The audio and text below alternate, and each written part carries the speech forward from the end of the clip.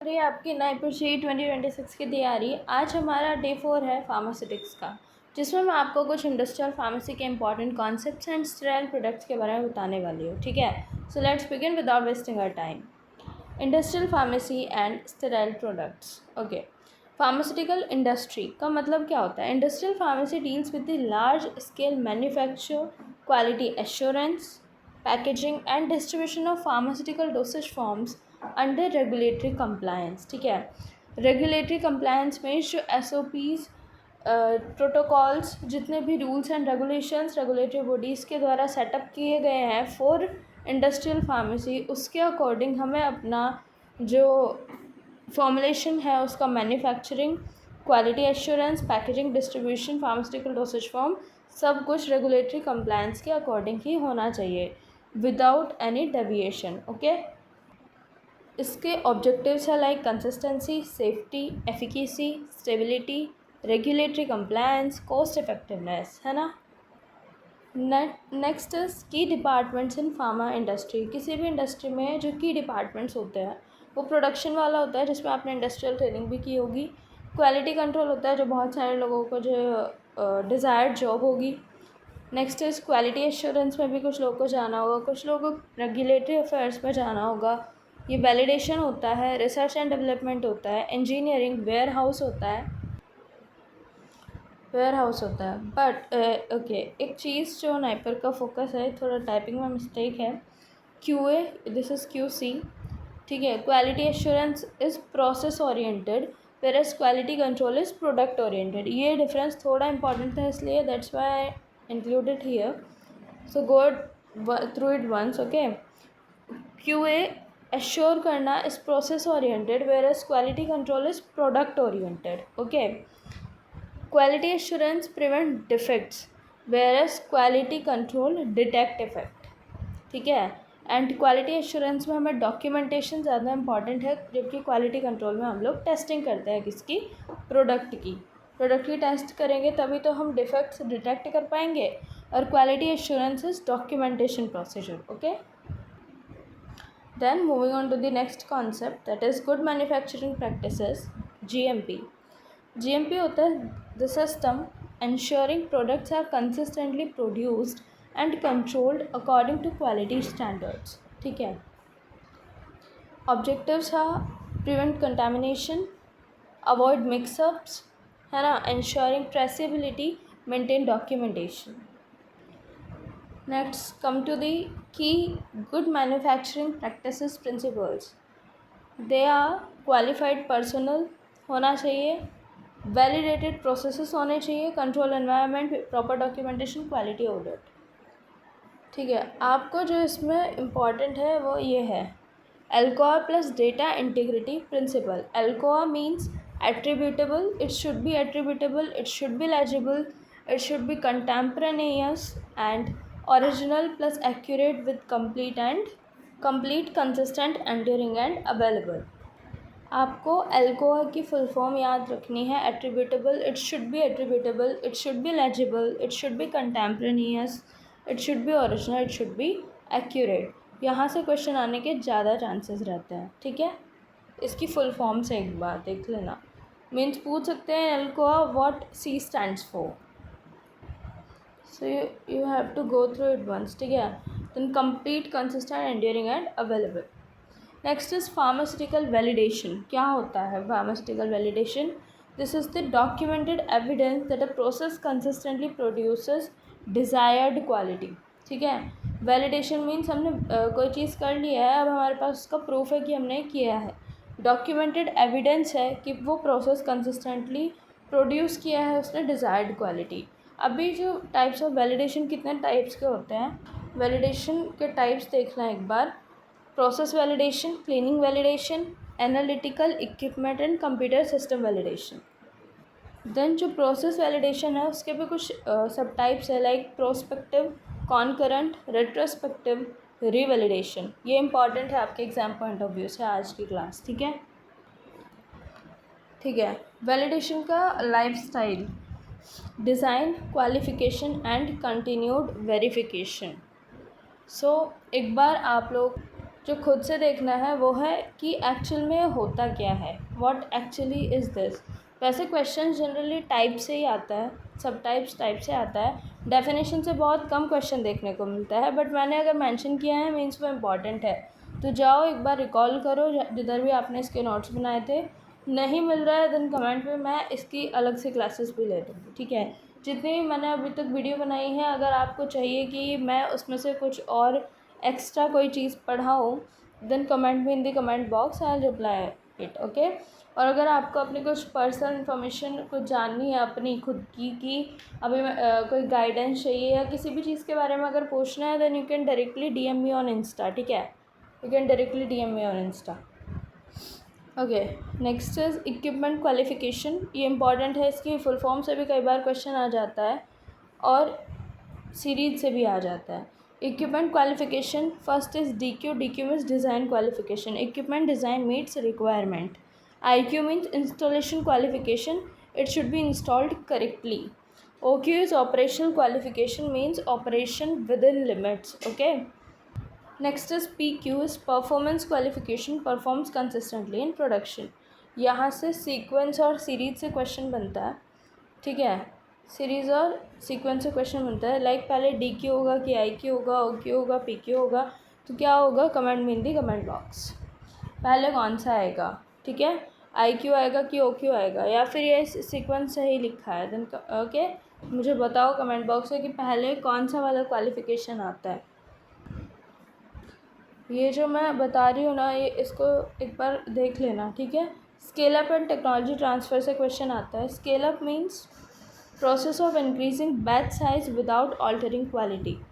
यहाँ कुछ की पैरामीटर्स है like mixing, heat transfer, mass transfer, shear force, residence time. Technology transfer is the transfer of product और process की knowledge, like वो जाता है R&D से पायलट से कमर्शियल मैन्युफैक्चरिंग, ठीक है। देखो अभी इतना ये थोड़ा पॉसिबल नहीं है कि मैं आपको हर एक चीज़ को थोड़ा डिटेल में पढ़ाऊँ इधर फार्मा के अंदर, क्योंकि ये आपका ऑलरेडी बिल्ड टॉपिक है, आपको इसमें सिर्फ रिवीजन की रिक्वायरमेंट है। मैं इसमें आपको कुछ इंपॉर्टेंट टॉपिक्स एक वीडियो के अंदर कंप्लीट जो चैप्टर है उसके अंदर बता सकती हूँ।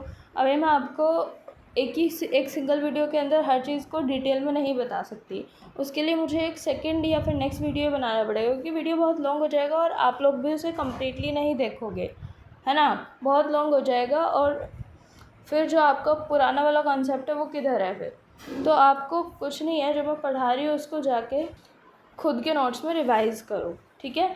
या फिर अगर कोई टॉपिक चाहिए तो यू कैन कमेंट में in the comment box, I will make a separate video on it, okay. उसके बाद नेक्स्ट कॉन्सेप्ट आता है फार्मास्यूटिकल डॉक्यूमेंटेशन, जिसमें कि हमारे SOPs and protocols plus BMR MFR सब कुछ आता है। SOP means standard operating procedure, batch manufacturing record, batch packaging record, master formula record and log books. Log books means log books हर एक इंस्ट्रूमेंट की होती है, जिसमें हमने अगर यूज़ किया है उस इंस्ट्रूमेंट को तो उसमें हमें एंट्री करनी होती है।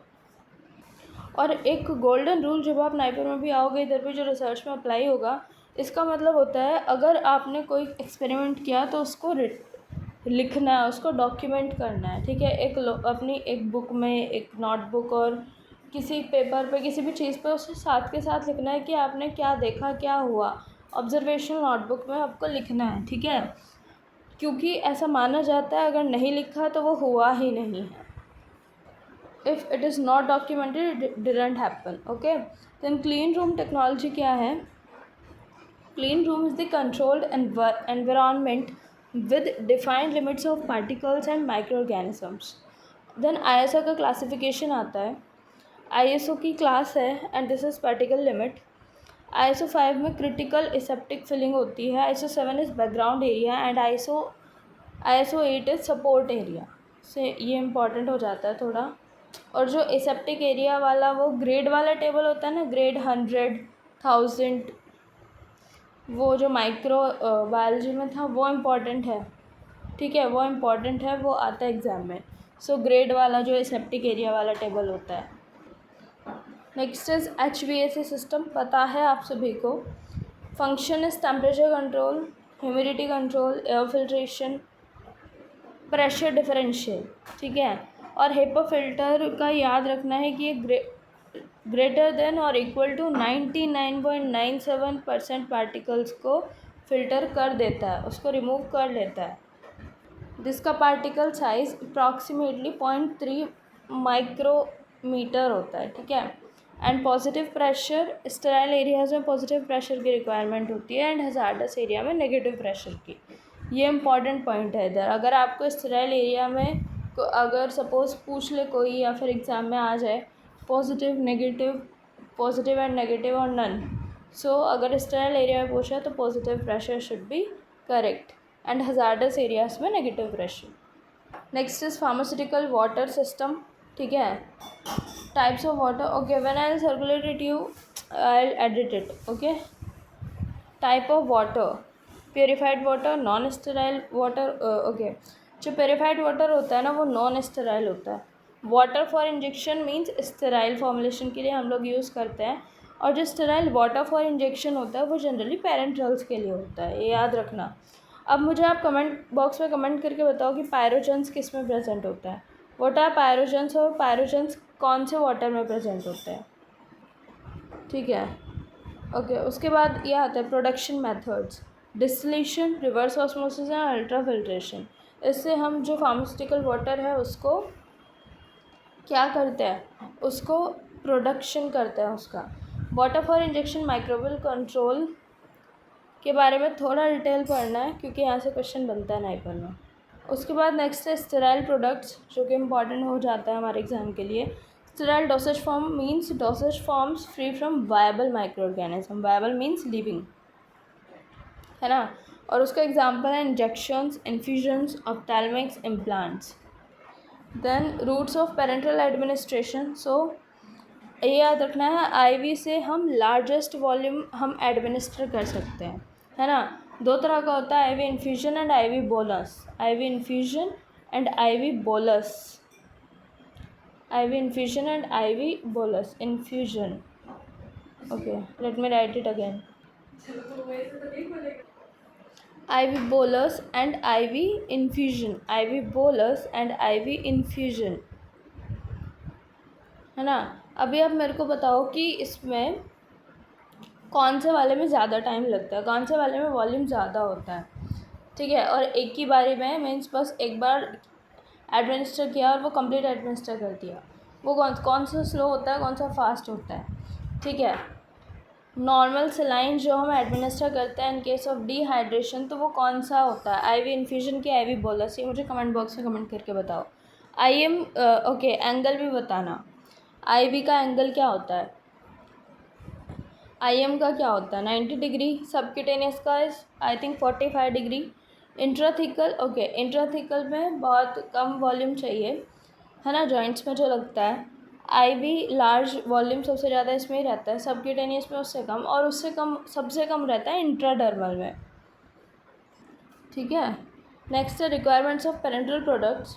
तो जो पेरेंटल प्रोडक्ट्स है वो स्टेराइल होने चाहिए, this should be pyrogen free, this should be isotonic with our body fluids, this should be particle free, they should be stable and they should be compatible with मतलब हमारी body के साथ भी compatible होने चाहिए, और उस पर जो इंग्रेडिएंट्स है वो भी एक दूसरे के साथ कंपैटिबल होने चाहिए, ठीक है। वो किसी भी तरह की इनकम्पैटिबिलिटी शो नहीं करने चाहिए।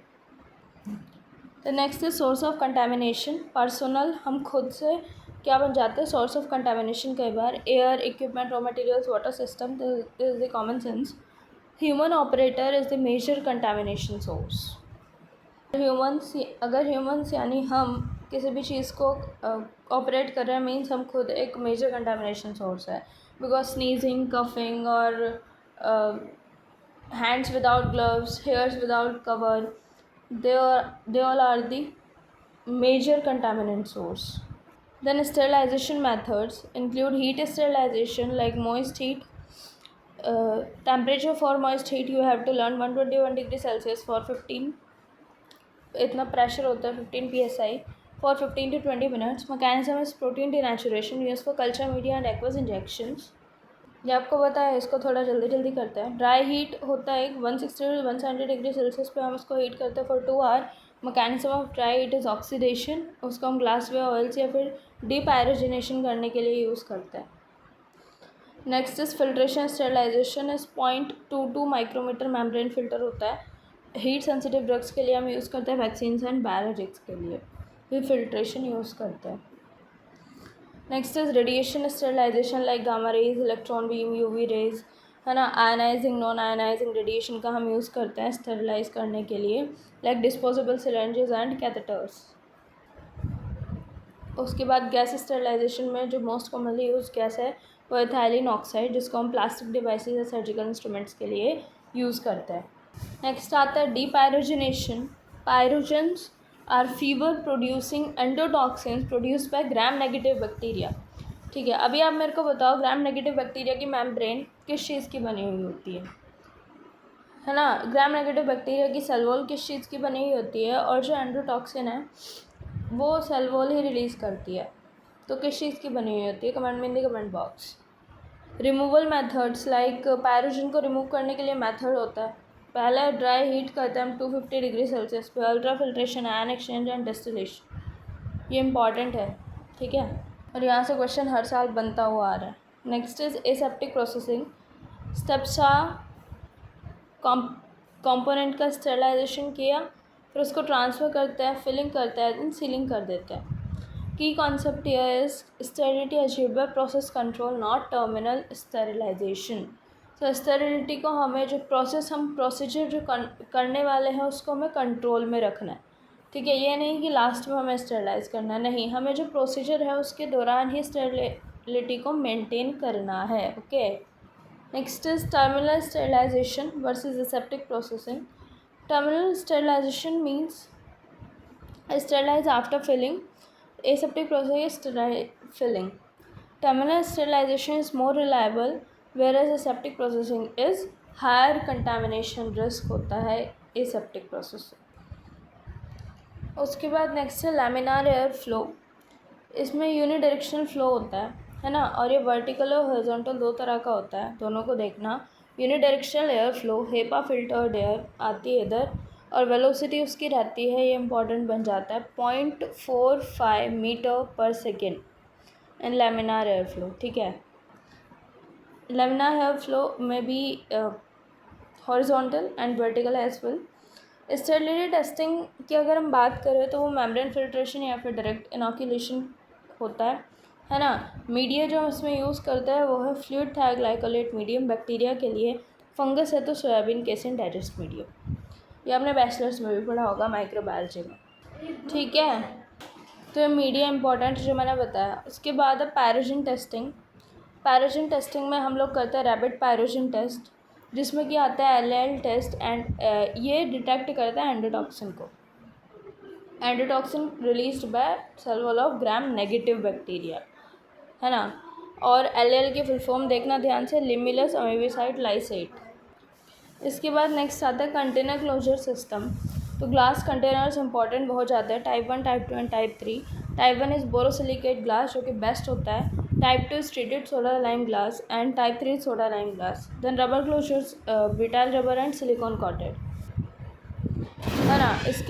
उसके बाद नेक्स्ट आ जाता है ophthalmic preparation. Ophthalmic preparation should be isotonic, buffered, preservatives, मल्टीडोज containers में जनरली होती है, अगर प्रिजर्वेटिव होगा तो मल्टीडोज में होगा, ठीक है। कॉमन प्रिजर्वेटिव जो हम यहाँ यूज़ करते हैं वह बेंजिलकोनियम क्लोराइड, यहाँ से लास्ट ईयर क्वेश्चन आया था, ठीक है, तो आपको ये याद करना है, ओके। उसके बाद है लायोफिलाइजेशन, जिसको हम फ्रीज ड्राइंग बोलते हैं। इसका प्रिंसिपल होता है sublimation of ice in the vacuum. Steps of freezing, primary drying and secondary drying, ये इंपॉर्टेंट है। Advantages are stability and extended shelf life, है ना। पहले हम उसको फ्रीज़ करते हैं फिर ड्राई कर देते हैं। देन एनवायरमेंटल मॉनिटरिंग, तो मॉनिटरिंग हम करते हैं एयर की, surface, personal, microbial count. Methods ये उतना ज़्यादा इंपॉर्टेंट नहीं है, settle plates, active air sampling and contact plates, ठीक है। अभी जो मैंने एक लिस्ट बनाई है जो आपको पढ़ के जाना है, ठीक है। जीएमपी और अल्कोआ, यहाँ से क्वेश्चन आता है वैलिडेशन टाइप से। इनका सीक्वेंस मुझे कमेंट बॉक्स में कमेंट करो, अभी नाउ कमेंट बॉक्स में कमेंट करो इसका सीक्वेंस। क्लीन रूम आईएसओ का ग्रेड्स प्लस, हाँ यही ग्रेड, और वो ग्रेड 100,000 वाला एक टेबल होती है ना, जो आपने माइक्रो में पढ़ी होगी, वो वाली table. HEPA filter efficiency, water for injection का प्रोडक्शन कैसे होता है, स्टेरिलाइजेशन कंपैरिजन क्या है, pyrogen removal, aseptic versus terminal sterilization, sterility testing methods, laminar air flow की वेलोसिटी मैंने बताई थी, एंड लायोफिलाइजेशन के stages. So these are the important topics from the today lecture and hope so आपको कुछ नया जानने को मिला होगा। नहीं मिला होगा तो एटलीस्ट कुछ रिविजन हुआ होगा, कुछ याद आया होगा, कुछ रिकॉल हुआ होगा। So guys, if you find my video informative, stay connected with me and like, share and subscribe my channel.